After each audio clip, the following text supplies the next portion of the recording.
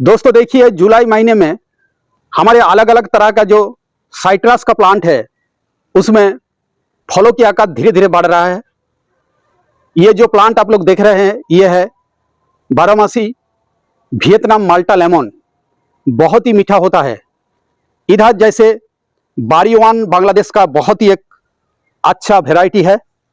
उधर जैसे मिसोरियो माल्टा लेमन है। इधर जैसे बारी टू माल्टा लेमन है। देखिए फ्रूट का साइज धीरे धीरे बढ़ रहा है, साथ साथ पौधे में नए ग्रोथ आ चुका है। नए नए पत्तियां निकल के आई है, नए नए टहनियां निकल के आ रही है। उधर भी हमारा जो एक प्लांट है उसमें भी ग्रोथ देखिए बहुत ही अच्छी तरह आ रहा है। नमस्कार दोस्तों, आप लोग देख रहे हैं आप लोगों की बहुत ही पसंदीदा गार्डनिंग विषय का YouTube channel versatile gardener Hindi version. दोस्तों बरसात के टाइम में मतलब जुलाई महीने में नींबू के पौधे की देखभाल कैसा होना चाहिए। हर एक तरह का जो नींबू के पौधे होता है, जैसे खट्टे लेमन हो, इसके अलावा जैसे स्वीट माल्टा लेमन हो, किन्नू हो, मौसम्बी हो, इसके अलावा जैसे संतरे हो, उसका देखभाल कैसा होना चाहिए। दोस्तों मैंने आप लोगों को दिखाया बरसात के पानी मिलने के साथ साथ पौधे में ग्रोथ रॉकेट की तरह बढ़ रहा है। नए नए टहनियां निकल के आ रही है, नए नए पत्तियां निकल के आ रही है। लेकिन जब भी नए पत्तियां निकल के आती है उस वक्त उसके साथ साथ हर एक तरह का जो कीटक होता है उसका आक्रमण देखने को मिलता है। और नींबू के पौधे में सबसे खतरनाक जो कीट होता है वो है लीफ माइनर। दोस्तों आज की इस वीडियो में मैं आप लोगों के साथ शेयर करूंगा जो नींबू के पौधे में अभी तक फ्रूटिंग नहीं आया है। जैसे इधर देखिए ये गोल्डन मौसमी के एक पौधे है, हमारे इधर विकास नर्सरी से मैंने लाया था और बरसात से पहले मैंने इसको ये जो ग्रो है इसमें लगाया था। इसमें एक बार ग्रोथ आया है लेकिन ग्रोथ थोड़ा सा रुक चुका है। इसका ग्रोथ हमें बढ़ाना पड़ेगा ताकि अगले सीजन में इससे फ्रूटिंग हमें मिले। ये ग्राफ्टेड एक प्लांट है, इसमें अगले साल हमें फ्रूटिंग मिल सकता है, इसलिए इसका ग्रोथ हमें बढ़ाना है। दोस्तों जो पौधे में हम लोगों को ग्रोथ बढ़ाना होगा उसमें हम लोगों को इस वक्त फॉस्फेट और नाइट्रोजन बेस्ड फर्टिलाइजर डालना होगा। जैविक के स्तर पे जैसे बोन मील का इस्तेमाल कर सकते हैं। बोन मील में पर्याप्त मात्रा में फॉस्फेट होता है। इसके अलावा नाइट्रोजन के सोर्स के लिए हम लोग जैसे सरसों के खली, मूंगफली के खली, साथ साथ जैसे सिंगकुची, उसमें भी नाइट्रोजन बहुत अच्छे मात्रा में उपलब्ध होता है, उसे हम लोग इस्तेमाल कर सकते हैं। साथ साथ वर्मी कंपोस्ट हो या पुराने गोबर की खाद इसमें डालेंगे तो पौधे की ग्रोथ बढ़ जाएगा। और जिस पौधे में फ्रूट है, जैसे इधर देखिए बारी वन, बारी टू, इसके अलावा जैसे मिसोरियो माल्टा लेमन में ऑलरेडी फ्रूटिंग है, तो फ्रूट का साइज हमें बढ़ाना होगा। बरसात से पहले मैंने एक बार पौधे में फर्टिलाइजर डाला था जो ऑर्गेनिक मिक्स्ड फर्टिलाइजर होता है, और फ्रूट का साइज भी थोड़ा बड़ा हुआ है। लेकिन अभी हमें ये पौधे में फर्टिलाइजर डालना होगा।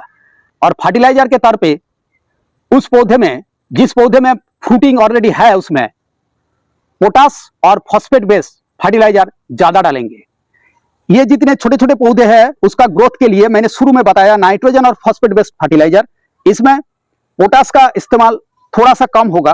पोटास तो चाहिए हर एक पौधे में, क्योंकि पोटास पौधे की जो इम्यूनिटी पावर होता है उसको बढ़ाता है, उसे रोग प्रतिरोधी बनाता है।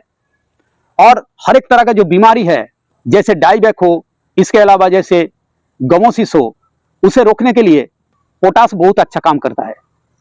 और फॉस्फेट रूट डेवलपमेंट में बहुत अच्छा काम करता है, और रूट डेवलपमेंट जितना बढ़ेगा पौधे का ग्रोथ उतना ही बढ़ेगा।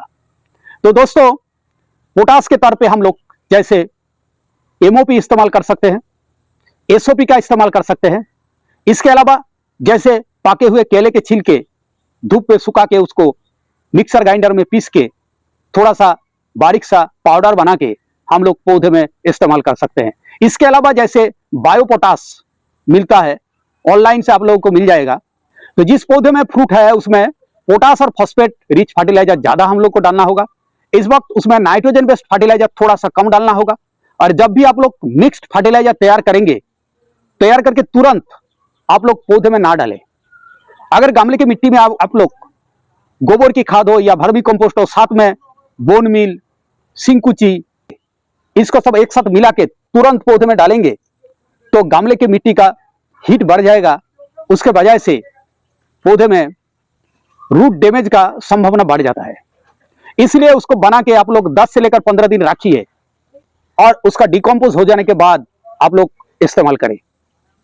जैसे आप लोग माइक्रोन्यूट्रिएंट का इस्तेमाल कर सकते हैं मिक्स्ड बायो फर्टिलाइजर के साथ। उसके अलावा जैसे आप लोग जो सीड ग्रेन्यूल मिलता है उसे भी आप लोग इस्तेमाल कर सकते हैं। और अभी मैं आप लोगों को बताऊंगा इंसेक्टिसाइड और फंगिसाइड के तौर पे आप लोग क्या क्या इस्तेमाल करेंगे। दोस्तों, जब नए नए पत्तियां निकल के आती है नींबू के पौधे में, तब हर एक तरह का जो इंसेक्ट की आक्रमण देखने को मिलता है और उनमें से लीफ माइनर नाम का जो इंसेक्ट है वो बहुत ही खतरनाक है। नींबू के पौधे में ये कीट का आक्रमण ज्यादा देखने को मिलता है। इधर जैसे देखिए ये जो पत्तियां है ये लीफ माइनर के वजह से सिकुड़ चुका है और लीफ माइनर का अटैक होगा तो साथ साथ नींबू के पौधे में कैंकर नाम का जो बहुत ही खतरनाक बीमारी देखा जाता है वो उसके साथ साथ आ जाता है। इसके अलावा जैसे माइट का संक्रमण हो, इसके लिए मैंने आज ही स्प्रे किया है प्रोफेक्स सुपर नाम का जो इंसेक्टिसाइड होता है। प्रोफेक्स सुपर के अलावा आप लोग जैसे कॉन्फिडर इस्तेमाल कर सकते हैं। कॉन्फिडर में इमिडाक्लोपिड है, उसे आप लोग इस्तेमाल कर सकते हैं।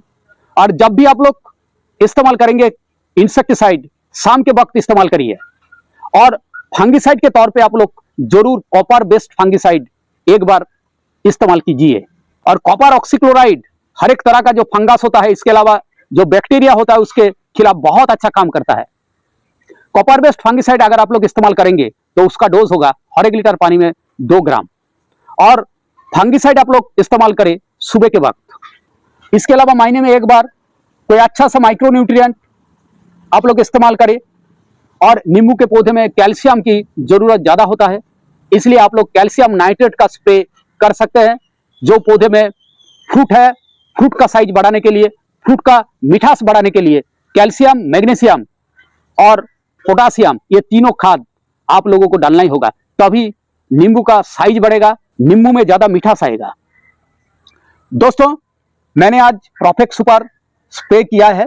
ये एक बहुत अच्छा इंसेक्टिसाइड है और जो मिक्स्ड फर्टिलाइजर 2-4 दिन बाद मैं डालूंगा गमले पे, उसको मैंने तैयार करके रखा है। उसके ऊपर एक अलग से वीडियो मैं बनाऊंगा और आप लोग को दिखाऊंगा आप लोग कैसे मिक्स्ड फर्टिलाइजर तैयार करके फिर 10-15 दिन उसको स्टोर करके इस्तेमाल कर सकते हैं।